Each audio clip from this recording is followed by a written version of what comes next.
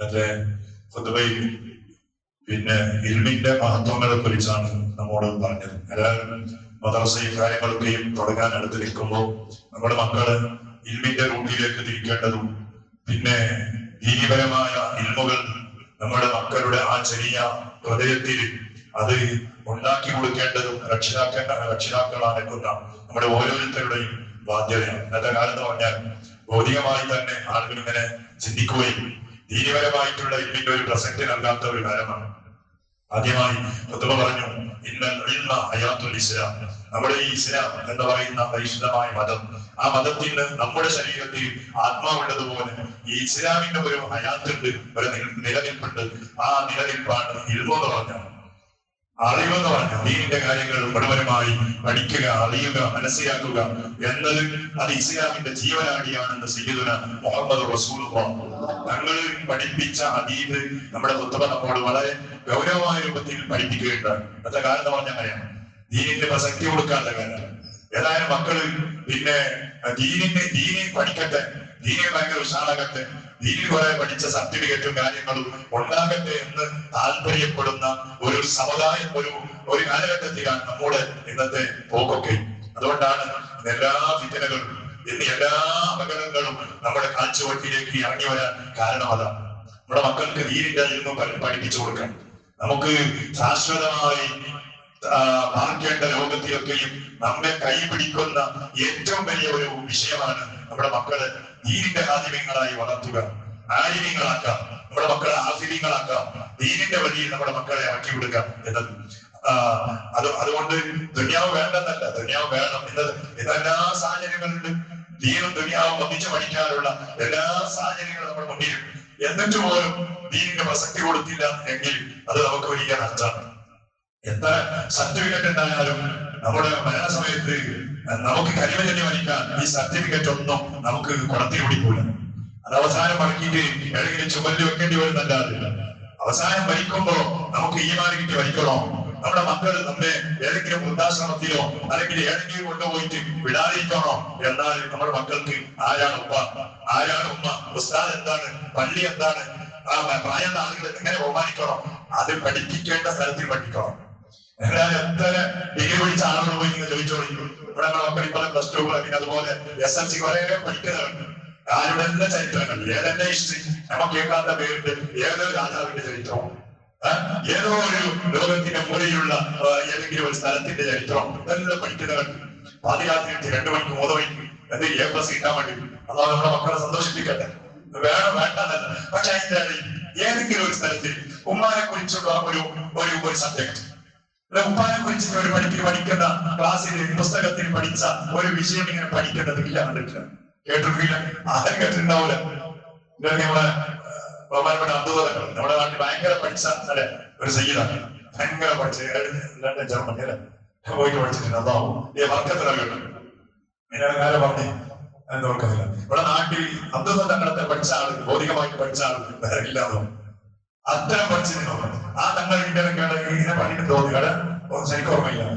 പറഞ്ഞ ഇത്തരം പഠിച്ചിട്ട് ഏതെങ്കിലും ഒരു സബ്ജക്റ്റില് ഉമ്മ ആരാണ്, ഉമ്മ ഞങ്ങൾ ബഹുമാനിക്കണോ, ഉപ്പ എന്താണ് എന്ന് പഠിപ്പിക്കുന്ന ഒരു സബ്ജക്ട് ഇല്ല.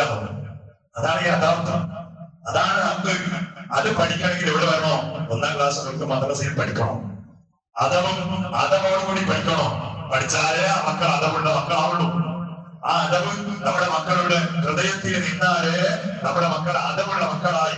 എത്ര പ്രായമായാലും, എങ്ങനെ ഗണിതത്തിനായാലും, എങ്ങനെ മുദ്രിച്ചാലും ആ ഉപ്പാന്റെ മൂത്രം അത് നല്ല ആഹ്റത്തിൽ നമുക്ക് അത്തൽ കിട്ടാൻ ഏതാണ് ഉമ്മാന്റെ ആശം. അതിവിടെ ദുർഗന്ധണ്ടാവും, അതിന്റെ സ്മെല്ലുണ്ടാവും, പക്ഷേ അള്ളാഹിന്റെ അടുത്ത് വലിയ പദവി കിട്ടാൻ അത് കാരണമാണ് എന്ന് നമ്മുടെ മക്കൾ പഠിക്കണമെങ്കിൽ നമ്മുടെ നൂറുൽ ഹുദാ മദ്രസയിൽ വന്ന് പഠിക്കണോ. ഇവിടെ നാട്ടിലുള്ള മദ്രസയാണ്, ഓരോ നാട്ടിൽ മദ്രസ. എന്റെ നാട്ടിൽ ഞാൻ 1ാം തൊട്ട് 1ാം ക്ലാസ് മുതൽ 7ാം ക്ലാസ് വരെ പഠിച്ച മദ്രസന്റെ പേരാണ് ഹയാത്തുൽ ഇസ്ലാം മദ്രസ. പേരെന്താണ്? ഹയാത്തുൽ ഇസ്ലാം മദ്രസ. അല്ലെ, അൽഹംദുലില്ലാഹ്.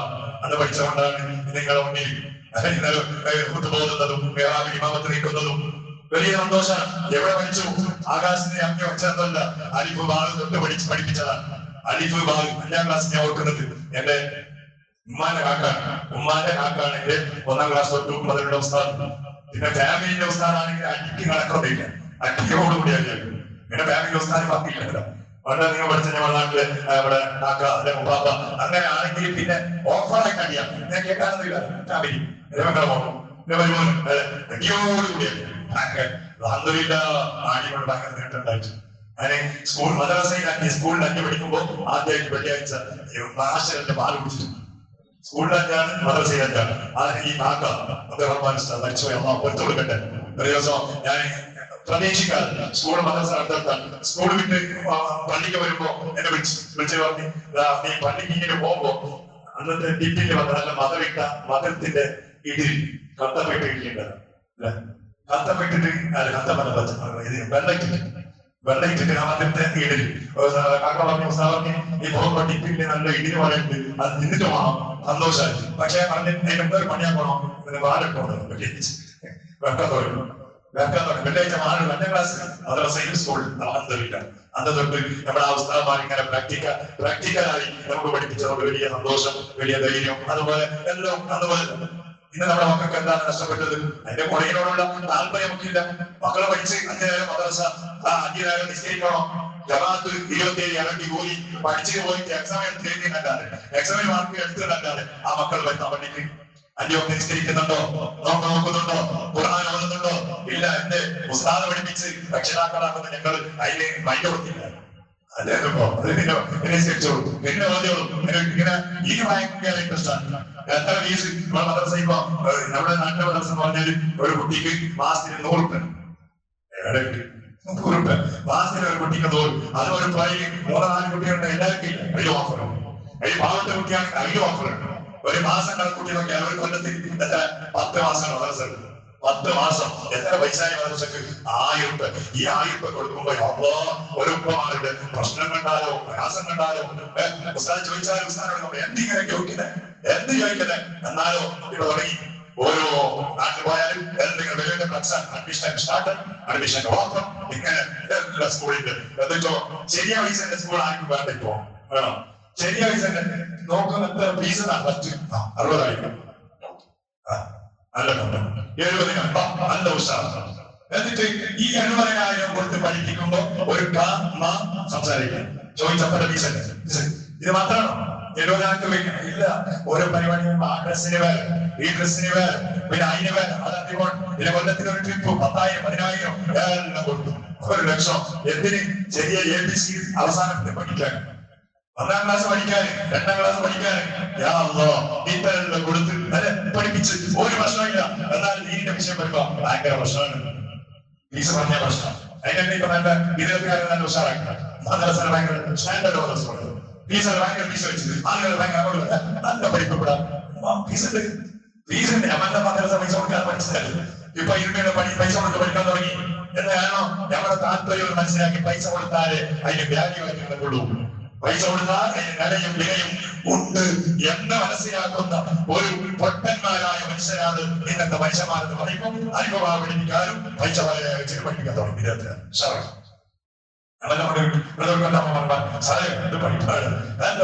വീട് നമ്മളെ 100 എക്സാമ്പിൾ പറയുന്നുണ്ട്. പ്രശ്നം വീട് 4 കൊല്ലം വന്നിട്ട് അക്ഷരം പഠിച്ചില്ല.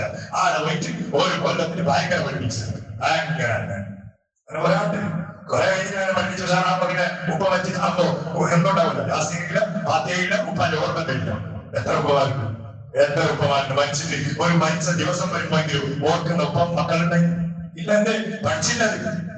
ഇത്തരന്റെ കുറച്ച് ഇത്തരന്റെ ആക്കി തന്ന ഉപ്പായ ആ മരിച്ച ദിവസം വരുമെങ്കിലും ഒരു യാസീൻ, ഒരു ഫാത്തിഹ അല്ലെങ്കിൽ അവരുടെ ഇല്ല, മറന്നുപോയി. എന്ത് സുന്നികളന്നെ വിദ്യാർത്ഥികളായിട്ടുള്ളതല്ല, സുന്നികളന്നെ ഇത്തരത്തെ ചെയ്ത ഉപ്പാക്കും ഉമ്മാക്കും ഒരു നിലയും വിലയും വെക്കാത്ത ആളുകൾ മരിക്കലോടുകൂടി തീർന്നതാ. മരിക്കലോടുകൂടി പറഞ്ഞത് അതാണ് ചിന്തിക്കേണ്ടത്. മരിക്കലോട് തീർന്നല്ല, മരിക്കലോട് ഞാൻ അന്നച്ച വെച്ചുപോയി പൊട്ടുകൊടുക്കട്ടെ. മരണത്തോടുകൂടി തീർന്നവൻ അയാൾ ജീവിതം തുടങ്ങിയതാണ്. നമ്മുടെ ഉപ്പമാരെ മരിക്കലോട് മാർക്കേണ്ടതല്ല, ഓർക്കേണ്ടതാണ്. എത്ര കുടുംബങ്ങൾ എന്റെ വലിയ ഉപ്പാന്റെ ഉപ്പന്റെ പറയാം ഒറ്റയ്ക്ക് പറയാം.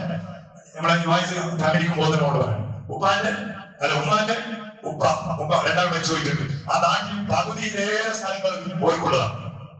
ഭയങ്കര തോട്ടങ്ങളും അതുപോലെ ഒഴിഞ്ഞ സ്ഥലങ്ങളും കുക്കി വേറെ പിന്നെ വർക്കം വേറെ എന്തൊരു സ്ഥലവും മരിച്ചതിന് ശേഷം തുടങ്ങി കാരണം കുടുംബത്തോട് ഓടി ഇന്നുവരായിട്ട് ആൾക്ക് ആ ഓടി ശരിയാകുമ്പോ പോക്ക് ശരിയാണ് ഓടി ശരിയാ പോക്ക് ശരിയാണ് മരിച്ചു കൊല്ലായി എന്നിട്ടോ ആ മരിച്ച ദിവസം വരെ ഇന്ന് വരെ ഒരു വാദ്യം ഓതിട്ട് അവർക്ക് വേണ്ടിയിട്ട് ഒരു മൗലി തോന്നുന്ന ഒരു മക്കളില്ല.